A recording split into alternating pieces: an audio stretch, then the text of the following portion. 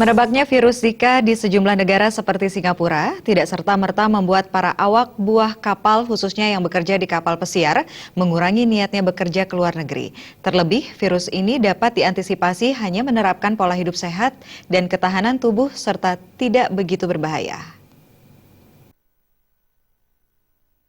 Penyebaran virus Zika yang penyebarannya dilakukan oleh nyamuk di sejumlah negara seperti Brasil dan Singapura menjadi catatan tersendiri bagi pemerintah Indonesia untuk tetap waspada. Begitu pula dengan para tenaga kapal pesiar yang mau berangkat ke luar negeri diharapkan tetap waspada. Wakil Presiden Kesatuan Pelaut Indonesia KPI Dewo Nyoman Budiase mengatakan, sesuai dengan arahan yang diberikan Kementerian Kesehatan RI kepada para tenaga kerja ataupun warga yang bepergian ke luar negeri, diharapkan tidak begitu takut terhadap wabah ini, namun tetap waspada. Penyebaran virus ini sama seperti nyamuk demam berdarah, namun tidak begitu berbahaya. Cara mengantisipasinya, para tenaga kerja diharapkan tetap menjaga kesehatan dan menjaga stamina tubuh. Sosialisasi dan cek kesehatan juga dilakukan sebelum berangkat, sesuai dengan catatan medis yang telah menjadi standarisasi internasional. Yang jelas sebelum mereka berangkat pun sudah melakukan satu tahapan medical check up.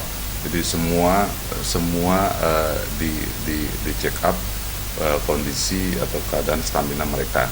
Ya, setelah mereka dinyatakan fit to work atau fit untuk bekerja, itu artinya sudah boleh dibilang bahwa kondisi mereka memang dalam keadaan segar bugar, 100% fit untuk melakukan pekerjaan. Cuman himbauan kami adalah ketika mereka menuju ke tempat pekerjaan mereka yang sebagian besar dari luar negeri, mereka akan melakukan penerbangan yang sangat panjang, perjalanan yang sangat melelahkan. Jadi ada baiknya memang mereka mempersiapkan diri untuk menjaga stamina mereka agar benar-benar bugar, akan mengkonsumsi mungkin vitamin atau suplemen-suplemen yang disarankan atau dianjurkan oleh dokter.